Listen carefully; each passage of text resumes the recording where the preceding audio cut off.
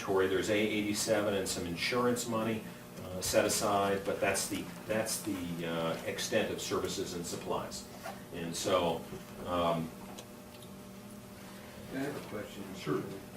And this may be directed more towards Julie than it is to Bob, because it looks like we're living within the realm of the grant, and the grant does provide for some compensation or pay for the 87 costs that are charged back, which are the services from the other departments that assist this program. And you know, we started out with a minus 1335, 1,335 in the fund balance for, this would be for 108. And you get your grant for 38,000 and then, or 98,000 and change, and then the department requests that in their budget basically is in line for that. Then the CAO recommends that we spend 102,945, and which makes the fund balance deficit grow by $4,067. And basically, the $4,067 is the variance in the A87 line. So obviously, you know, it's a communication thing, but I think rather than seeing that thing continue to kind of incrementally grow up, I mean, we don't like things being in the red. So is it something where the grant has to be adjusted down in terms of expenditures to be able to do that, or do we accommodate, you know, and backfill that, because the grant is the grant. So The district attorney did request to not, the schedule that I got from the auditor's office that has the A87, I put those numbers in. The DA did request only to spend up to the grant on that, but that's the charge for this program. So it's kind of a policy question. His request was to move it to the 130 fund. Correct me if I'm saying this wrong, Bob, but that is a charge to this program. So it's really probably a policy.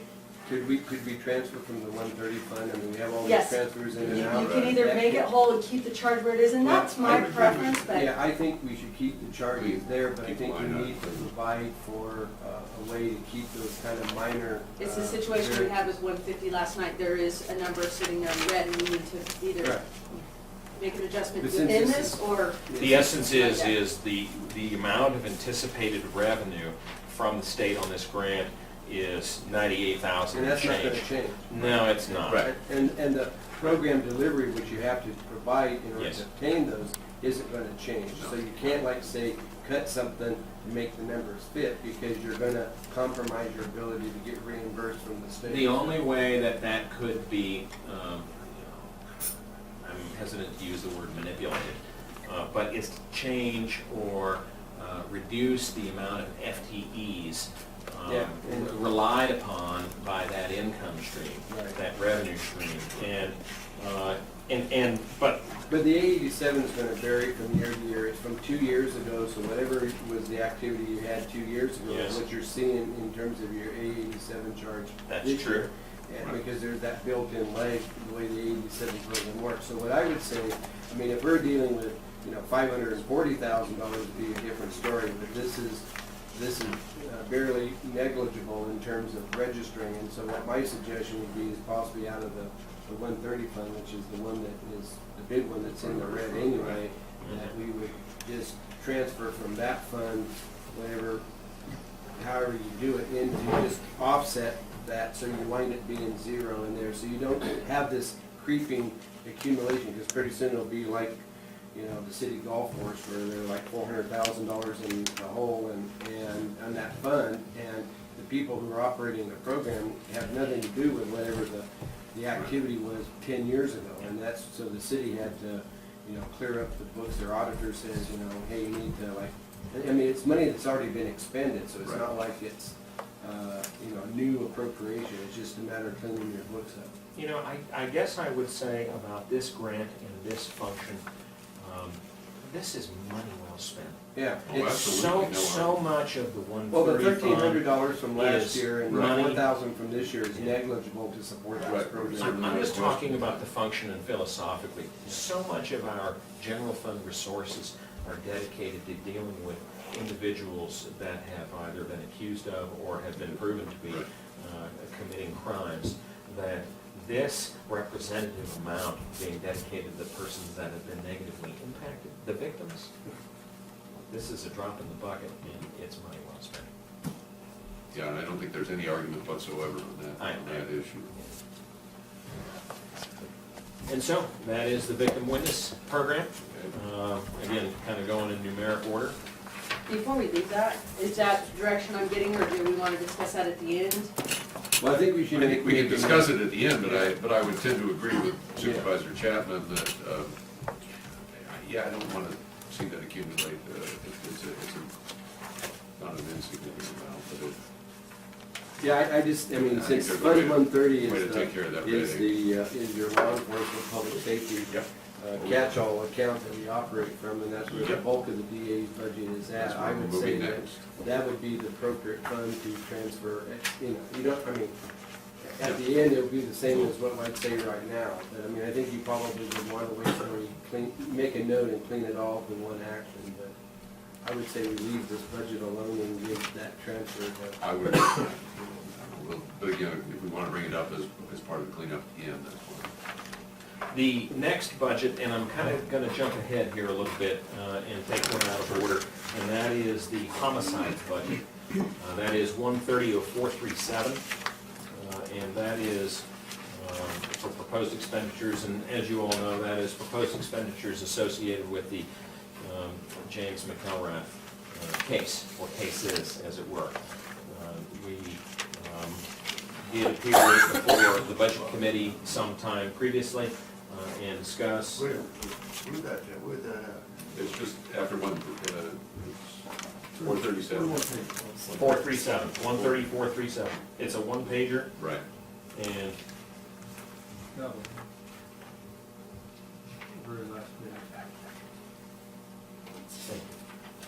What tab are we- 11. That's That's what happened to her sheet. We'll get to it. Don't worry, we'll get to it. Next page. Go ahead. okay. Again, that was, we came to the budget committee, and the indication was, to present any unusual costs or impacts to the budget, and we did bring up some extraordinary costs associated with the McElrath and James cases. You had before you last week, I believe it was, a couple of contracts for professional services associated with that case, and I thank you for your approval on that. I have been very diligent about working to mitigate any costs associated with the handling of that case. Although I'm not privy to the numbers, I'm under the impression that the costs or the monies that I've spent on that case in comparison to the defense are pale in comparison. And so, anyways, but we expect we will see at least one out of the 2 trials associated with that homicide this fiscal year, and that'll be the McElrath case. We have court on that Friday. I think that there'll be a trial date announced. I'll wait for that. Yuba County, is that correct? Yuba County is the county that has, well, at least been decided on, and it's uncertain at this time whether or not the defense intends to challenge that assignment. I think we'll know more Friday. They have some right under the law to challenge that assignment by the judicial council or the administrative office of the courts, excuse me. And so we'll know more Friday, but it's looking like Yuba, Marysville. Another issue that the rest of the board may be interested in, and I don't know whether we'll turn to Karen or you, Bob, but that's the reimbursement aspect of this. How much of this would be reimbursed? It's an important It's a question. very important question Yeah. because it has to do with cash flow as much as it does the Right, reimbursement. so. 100% will be reimbursed. But we have, it's also like a 2-year turnaround. So the auditor's office prepares a claim to the state for costs in February of each year. So we collect those costs throughout the year, claim it in So February. theoretically, there will be in February of 14. Right, so it can be included in the state's budget for allocation in that next fiscal year. So far, we've received reimbursements for the last 2 fiscal years $114,000 in the first year, and that was the year that we had to meet the expenditure threshold, which was a percent of the property taxes, assessed values. I don't know why it's linked to that, but it was. So $114,000 in the first year. In fiscal year 12-13, we received $154,000. Or, no, I'm sorry. In fiscal year 13-14, we anticipate that we'll receive $154,000, and that is in the budget. And so the numbers that you see in that budget in terms of CAO recommended really came from us in the DA's office in terms of trying to estimate as best we can, and it is a difficult one to predict. I anticipate being out of the office and in Marysville for probably somewhere in the neighborhood of 5 weeks per case. And I'm not necessarily looking forward to that for a whole host of reasons, being away from the office, being away from my family, but it is necessary, and there are costs associated with it. It's not just me. I'm going to have staff with me as well. We have a trial team that we've prepared, that we have assembled, and I'll also mention to you that we have received a commitment from our friends in the Attorney General's office that does not require us to pay for their salaries. They've been very generous that way. They do ask that we pay for their accommodations if they don't put up, and we have agreed to that. And so some of that is represented in this budget. And so what you see is... Bob, on that issue, if Yes. I may, do you anticipate that you will need additional staff, some extra help here? And then I think, Karen, we addressed that once before, that theoretically may be reimbursable as well, is that? Yeah, Correct. well, Or we're reimbursed for Bob's time, right, which can right. cover the other costs. And I'd like to say, it's looking as if we may be fronting approximately $500,000 in this next fiscal year for this homicide trial, for the 2 homicide trials, if they move forward as it looks like they might right now. Yes, and so, yes, in answer to your question, Mr. Chairman, I have begun making plans to have and also receive a commitment from someone to have additional or extra help, if you will, in the office during the time that I'm gone. I also happen to have a staff member that is late-term pregnancy, and so it's going to all come to a head, I think, at once, or close to it. And so it's going to be interesting. But yes, this budget it includes extra help in terms of investigative help, which we had previously put in the criminal division. Now we have moved that to the homicides budget, and you see some of that represented in the extra help component. Because, of course, as trial goes on, we will have investigative needs throughout the course of it, and I have included that investigator as a member of the trial team. It's appropriate and necessary. And then we have witness fees. Interestingly, we have How come witness fees are, I mean, is that? well, what we've included, just so you understand what we've listed in witness fees, we have travel costs associated with witnesses coming from distant locations. But keeping in mind that in that case, we had FBI involvement out of Sacramento and Las Vegas. We had Department of Justice involvement, that's Redding, but there's also some out of Sacramento. We have experts out of the Central Valley now, and also maybe perhaps the Bay Area, depending on whether we end up calling those folks as witnesses. And so, but with the travel costs are also accommodation issues, and with accommodation, there's also witness fees. And so I'm under the impression that we also included in that witness fees, travel costs, accommodations, and appropriation basically for cops travel too. Deputy sheriffs who participated in the majority of the investigation, also some of the city police officers. There's quite a few people lined up. And again, That number that you see right there, 50,000, that's a guesstimate at best. I'll tell you that I didn't want to shoot short because I don't want to come back mid-trial and ask for an appropriation because we can't pay our bill. I just tell you that right now. I'm going to be judicious. I'm going to be interested in acting consistently with how I've done it in the rest of the case, and that is to not spend any more than I absolutely have to. But at the same time, I want to be thinking about cross-examination. I want to be thinking about presenting documents. I want to think about opening statements and closing arguments, and not about, oh my God, I got to get back to the board and get an item passed. Okay? And so that's why you see some of the numbers that you see. I didn't want to have to come back a second time in essence. We have county motor pool vehicles that we have asked be set aside for the use, back and forth to Susanville and in and around Marysville, as is necessary for transportation of witnesses for logistics, basically, during the course of a significant trial.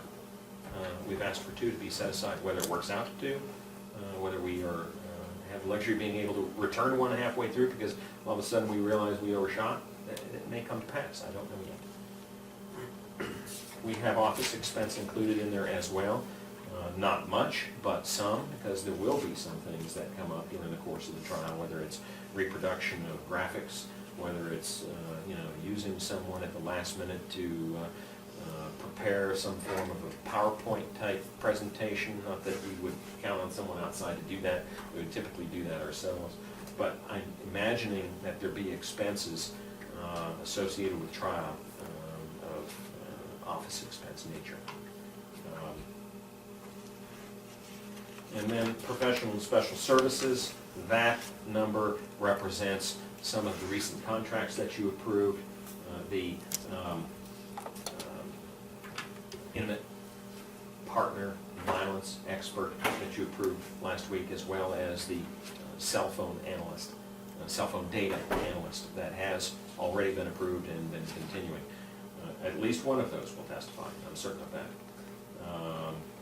In addition, it includes a component which would cover the costs associated with bringing someone in to fill for my not being in the office during the course of that trial, and that's where that number, what it's based upon. Transportation and travel, again, that is an estimation as best we can. It does have a component in there for DA's office staff, but then also for some accommodations and travel costs associated with a representative of the Office of the Attorney General. And so that's where that comes from. Now you take all of these estimations that we have created, and really that's what it is estimations, and you multiply them by 2, because we provided a worst-case scenario, and that is that we have both of these trials this fiscal year, and that's what those numbers represent. Costs associated with both of those trials. Having to go and do one trial, returning to the offices and going about our normal activities, and then having to return to Marysville for another 5-week to 6-week trial. Will those 2 trials always stay in the same venue, do you think, or do they, I mean... At this point... Is the defense the same for both people, or...? It's not the same attorney, no. Okay. No. And they... I mean, that's just a matter of curiosity. At this point, Yuba County has been assigned for both defendants. Whether both defendants choose to accept that without objection is their individual prerogatives. And more will be revealed on that, I'm sure, as time goes by. They have only a narrow time frame within which to lodge that objection. Like I said, I think we'll know more Friday. I'm thinking that Yuba's going to be the same for both. I would have a question for Karen, if I might, on the revenue side, if we could just touch on that, because I think it may be significant in the final analysis. Have you plugged in any revenue for this fiscal year? Yes, $154,000, but it is budgeted in, 237? it's in general fund, and the logic Oh, there is general okay, fund it's the, $5 million contribution, 5 million plus contribution to public safety, so it's one of those circular things. If we see some red ink in the 130 fund, part of it is this, but Julie, Correct. has that transfer been indicated in the funds that we see here in our The summary transfer sheet from or the not? homicide revenue from the general fund? Well, I mean, if Bob's gonna spend $500,000 in a fiscal year, and I realize that would be Right. both trials, so on and so Well, forth. and I'm sorry to interrupt, but Bob's gonna spend maybe 100 or a little bit more. The remainder's gonna be for the defense. That's right, okay. Yeah, let's just make that Thank clear you. right here, Well- right now. But again, what we would show Thank you. is expenditures for. We're showing. Help me out, because Okay, we're showing expenditures just for the DA actually in this 0437. Okay, The public defender costs are in the public defender conflict budget. And there's we have to be a little bit sensitive on how those are paid because we don't want Bob to know what the defense is up to. okay. Even though the contracts that came to this board related to my supposed experts made it to the newspaper last week. Right. So they get to know, they get to have their secret, but not me. And Let that's me the go way it back. goes. So I mean, we're the, showing red ink, Julie's Right. showing 1.7 million in Fund 130. Red ink. right, correct. Are some of these is some of that 1.7 million being offset by reimbursements which may be received this year or next year that are not indicated yet? Correct. The reimbursement for the homicide is included in the general fund contribution to public safety, which Okay. is that currently just Right, over so $5 million. in our final summary number, it's, the reimbursements are there. But in the fund summary under 130, that's not necessarily reflected. Correct. Bottom line of the budget, it is included. It's still there, It's right? in the budget, but not in Fund 130. Right. It comes from It's in the general budget, fund. but not in Fund 1. I got you, okay, that was the clarification. Thank you, Bob. I So didn't the mean to revenue interrupt. that you're Yeah, budgeting from prior year, Correct. We're budgeting the revenue we anticipate Right. in the fiscal year 13-14 is from expenditures from the prior year. so it's, at some point in time, in a budget year, probably 15-16, you'll actually see the reimbursement for this. That's correct. You Which got it. Well, there which was. makes our analysis, 16? my shirt tail analysis a little bit different on Yeah, it. but there was a time, and not so long ago, when it was proposed that the homicide, rural county homicide reimbursement line item in the state budget just simply go away, and that the counties eat the costs associated with these significant cases. Yeah, and that's something to keep in mind, that we're submitting a claim for reimbursement, but that's contingent on the state appropriating the funds. I would suggest rather. Go ahead. We Yeah, need to there's- be- we need to be proactive, and that's always the dicey question, because whether they do or don't, and where that going away came about because of the dire straits Right, that the budget- state budget was in budget. a few years ago. But now things have turned around, we got the sales tax was passed, so now they have more money to work with. And what we need to do is work with Assemblyman Right. Brian Dolly and Senator Gaines's office to make sure that what